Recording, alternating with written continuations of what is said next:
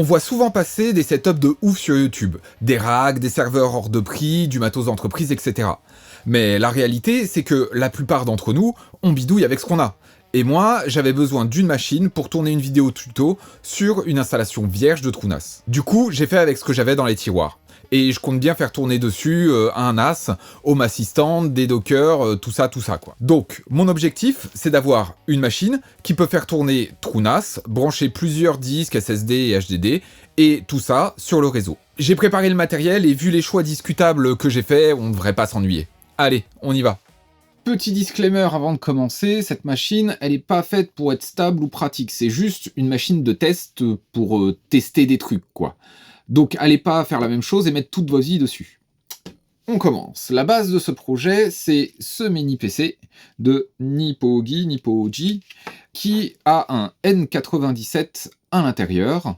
En fait, le N97, c'est comme le N100 de chez Intel, mais overclocké. Merci Intel pour ces références, histoire qu'on n'y comprenne rien. En fait, c'est un mini PC que j'utilise à la base surtout pour du rétro gaming et de l'émulation. Il marche très bien pour ça parce que c'est un bon petit CPU, un bon petit GPU. Mais par contre, dans ce projet-là, ça va pas me servir à grand-chose parce qu'il consomme le double. Mais c'est ce que j'ai sous la main, et c'est très bien comme ça. Par contre, on voit tout de suite le premier problème de cet ordinateur, c'est le stockage. Il n'a qu'un seul port NVMe, enfin M.2, pour mettre du stockage, ce qui est vraiment pas beaucoup. Par contre, la RAM, j'ai 16 Go de DDR4, je sais pas si vous vous rendez compte, par les temps qui courent, c'est une petite mine d'or. Petite anecdote, je l'avais payé moins de 100 balles, je crois, ou 120 balles, je sais plus, sur AliExpress, ce truc, il y a à peu près un an. Maintenant, je crois que j'ai regardé, ça vaut presque le double. C'est alors qu'entre en jeu ce petit adaptateur.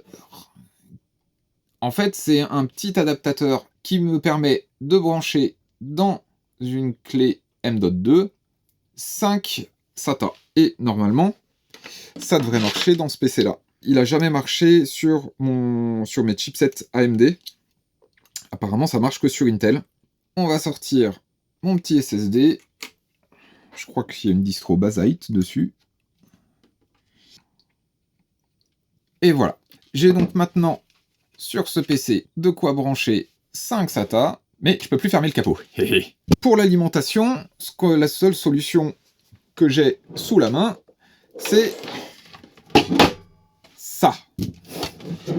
C'est une alimentation ATX de chez Cooler Master que j'ai récupéré il y a un moment, ça fait 600 watts, c'est beaucoup trop grand, mais ça permet d'alimenter les disques, je vais vous montrer comment. Donc, j'ai le petit wattmètre ici que je vais essayer de pas trop faire bouger ni faire tomber pour qu'on puisse voir ensemble combien ça consomme. Et la petite modif bien crado qu'on peut faire sur ce genre d'alimentation, on chante les deux, ce qui fait c'est comme s'il y avait un bouton power qui était allumé en permanence, et du coup l'alimentation s'allume quand on allume avec le bouton là. Et normalement j'ai quelques ports SATA de quoi alimenter, j'en ai 1, 2, 3, 4, 5, 6. Donc le PC, l'alimentation, si mon SSD y survit, c'est cool. Les premiers disques que j'ai pour faire une pool, ça va être 3 gros disques de 3 pouces et demi. C'est du 2 Tera normalement, ils sont tous à 2 Tera. Il y a du Seagate, du Western Digital, un autre Seagate. Et j'ai une petite cage pour en mettre 4 parce que j'en ai pas 4. Et normalement, on devrait pouvoir mettre ça pour à peu près les stabiliser et pouvoir les brancher. Ouh, c'est beau. Sans qu'ils se fassent la malle. Et ça rentre pas. Voilà. La deuxième chose, ça va être des SSD pour faire une petite pool. C'est du 250 Go. Je sais pas ce qu'il y a dessus, ça vaut peut-être le coup de vérifier. Mais hop, on les met là. Quitte à faire du crado, allez dans le crado. Avec un petit dock comme ça qui marche en USB 3. Normalement, je devrais pouvoir brancher un peu un truc comme ça. Hop. Et pouvoir mettre un 6e disque.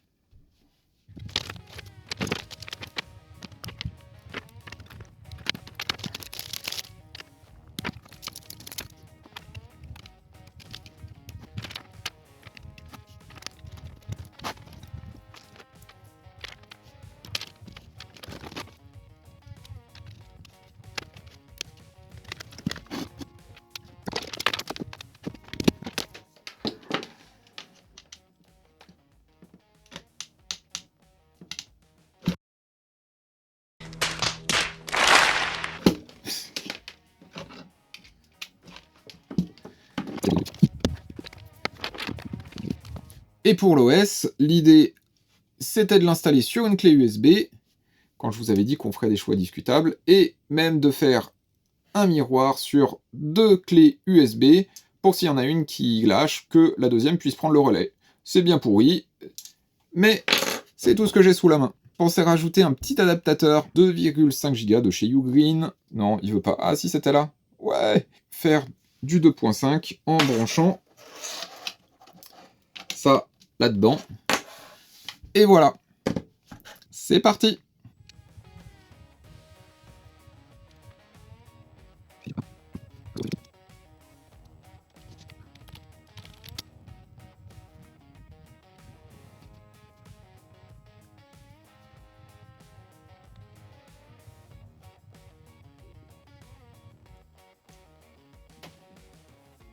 Le seul truc, j'ai pas branché le câble Ethernet. Je pense que je vais d'abord le brancher en gigabit. Ou alors on essaye direct avec ça. Bon, on peut essayer direct avec ça. Allez, on est joueur. On n'a pas eu de problème pour l'instant, donc on peut jouer avec ça. Vous pouvez voir, on a la consommation. Il n'y a aucun disque de branché. Il n'y a que la consommation vraiment du petit ordinateur, du CPU. J'ai pas branché la ligne, donc les disques durs sont pas alimentés. Il est en train de charger, de faire la séquence de boot. Il vient de me choper une adresse IP. Ok, nous voilà sur la page d'accueil du serveur Trunas. Ça marche du premier coup. C'est vraiment incroyable. Je pensais avoir une tonne de galères. Et en fait, ça fonctionne sans problème. Faut que je me souvienne de...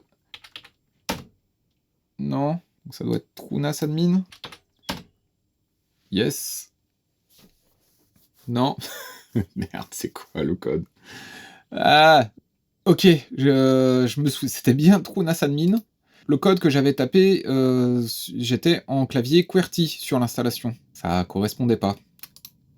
Et donc, maintenant, on peut se connecter et on voit qu'on a bien notre N97. On a nos 15 Go. C'est la mémoire vive.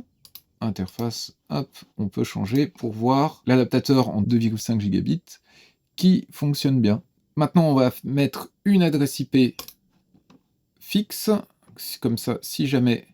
Donc là, on a bien mes deux interfaces, hein, la gigabit qui n'est pas branchée et l'autre. Hop, ici, on va enlever le DHCP, on va ajouter une adresse. Register. Ok, test changes. Confirme, test changes. Save changes. Save. Ok, donc là, normalement, j'ai une adresse IP fixe. Et dans mes disques, on voit que j'ai que mon disque de pool. Si je branche une autre clé USB, est-ce qu'elle apparaît direct? Ou est-ce qu'elle apparaît pas du tout? Non, elle apparaît pas du tout. Je vais brancher le disque en USB. C'est un SSD, mais on devrait voir quand même les watts grimper un peu. Ouais, ça a pris 2 watts. Il n'y a rien qui apparaît. Ah!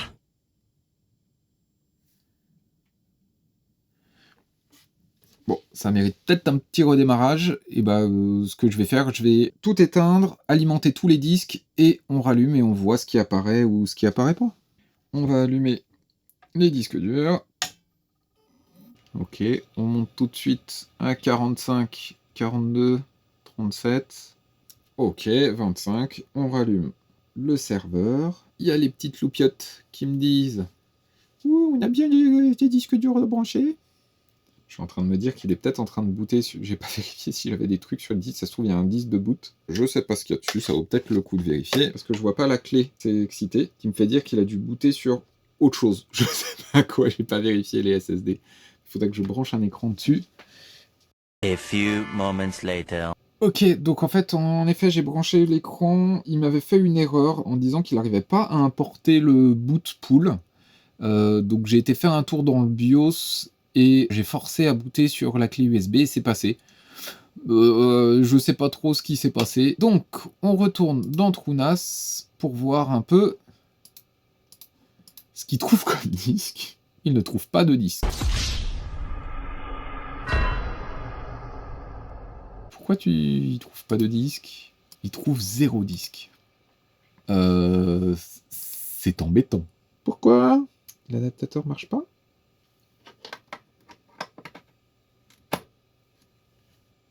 Alors, il vient d'attraper le SSD qui est branché en USB. Donc ça, c'est cool. Là, j'ai rebranché un clavier pour aller dans le BIOS. Est-ce que si je branche l'autre clé USB, il la chope? Non, l'autre clé, il a pas l'air de la choper. Oh! Deuxième clé USB.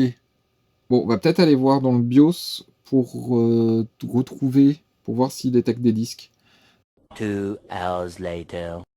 Ok, donc j'ai fait un petit tour sur tous les disques pour les formater. En effet, là-dessus j'avais un bateau Serra qui traînait. Là-dessus j'avais aussi des partitions UEFI, donc je pense qu'il y avait des trucs de boot.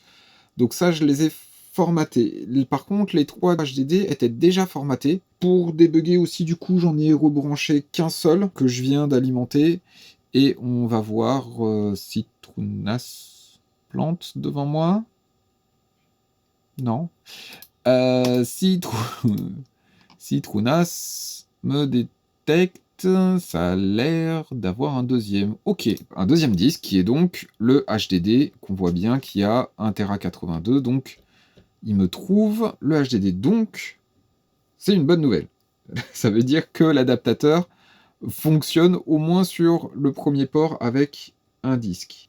Est-ce que si je lui mets du coup les SSD en USB, si je le branche, hop, tac, t'allumes, il clignote, c'est alimenté, est-ce que ça apparaît dans Tronas comme par magie? J'ose espérer que oui. Non. Si. Bootpool exported. Ah, ça veut dire que c'était des disques que j'avais d'une installation Trunas. Donc en USB, il me les détecte. Maintenant, bah, je vais réteindre. Je vais rebrancher peut-être les disques un à un. Je vais déjà avoir avec 3 disques là-dessus. Et on va petit à petit comme ça essayer d'avoir tous nos disques. Allez. Much later. On vient de redémarrer. J'ai branché 3 disques en tout, 2 disques en plus. On revient dans Trunas. Et il me les détecte, les 3. Je les ai là. Device 56 current and readable sector. Ouais, ça va. SDF, il a pas l'air en forme. Et bah, je vais refaire la même chose. Je vais rééteindre tout ça. Je vais rebrancher les 2 SSD en SATA. Et autant qu'à faire, avoir le dernier SSD et en avoir qu'un seul en USB sur le dock.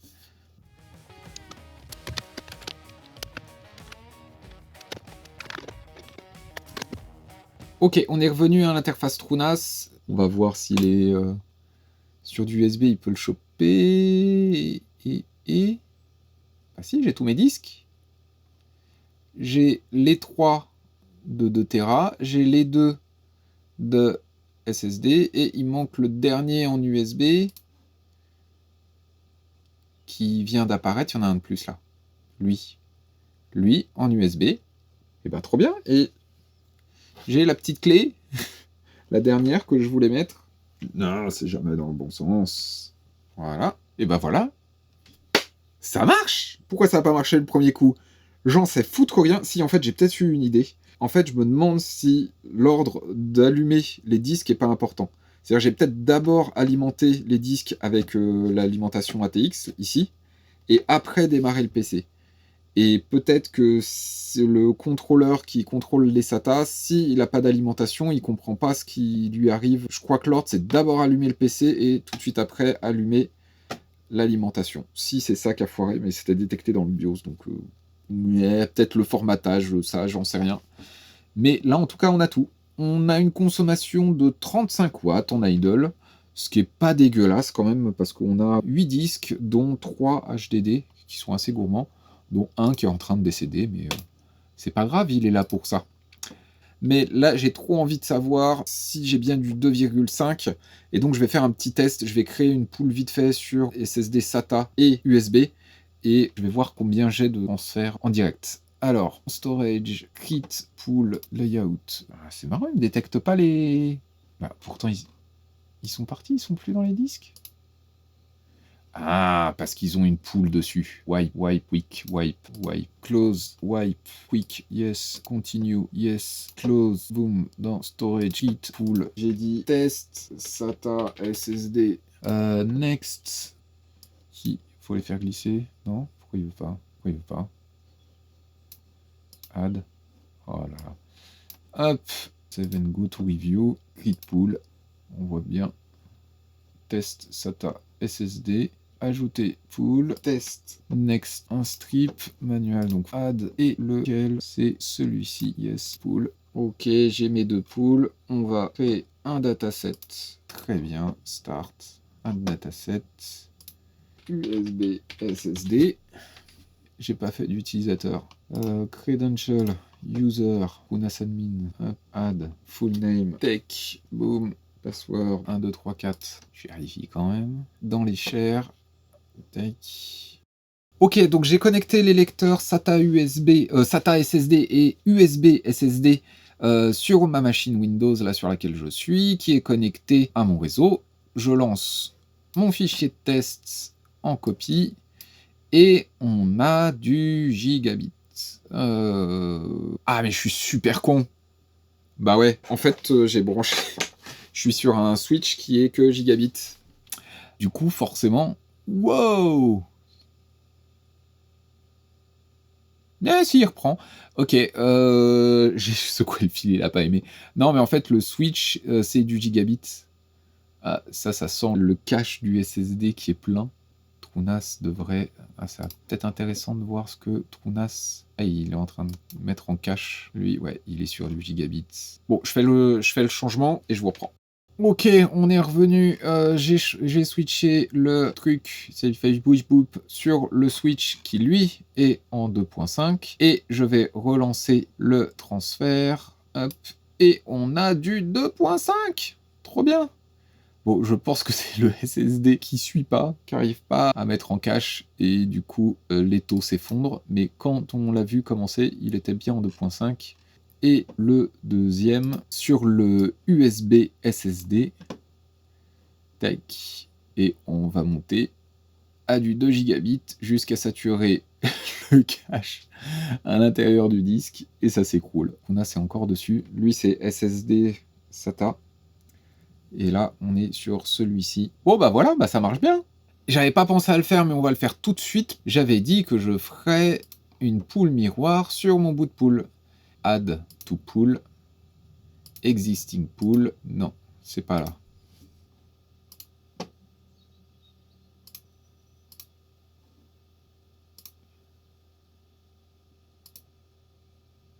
C'est lui. 2000 years later. J'ai bien mon mirror de la bout de pool sur 2 clés USB et il me dit qu'il est en train de copier toutes les données de la clé USB numéro 1 vers la clé USB numéro 2. Bon, clairement, ce serveur est une mauvaise idée. Hein. Des clés USB pour le boot, un mini PC, des disques branchés un peu n'importe comment, on est d'accord. Hein. Mais au final, ça fonctionne. Et surtout, je me suis éclaté à le monter, à galérer, à comprendre pourquoi ça ne voulait pas fonctionner et à trouver des solutions. Et c'est un peu ça le message de cette vidéo. T'as pas besoin d'un matos parfait ni d'un budget énorme pour te lancer. Si t'as un vieux PC, quelques disques qui traînent et l'envie de bidouiller, tu peux déjà apprendre beaucoup de choses. Évidemment, ne faites pas ça pour un NAS critique avec des données importantes, hein, mais pour tester TrueNAS ou Proxmox, monter un petit serveur, héberger des apps, faire de la rétro-émulation ou de la domotique, c'est largement suffisant. Dans la prochaine vidéo, on va justement se servir de ce Frankenstein de serveur pour rentrer un peu plus dans TrueNAS, avec la création de pools, de datasets, snapshots, réplications, etc. Et surtout avec des cas qu'on retrouve vraiment dans la vraie vie. Donc si ça t'a plu, lâche un pouce, abonne-toi, et surtout dis-moi en commentaire si t'as déjà fait des trucs fonctionnels avec du matos, un peu de récup et de bordel comme ça. Moi j'adore ce genre d'histoire. Allez, ciao!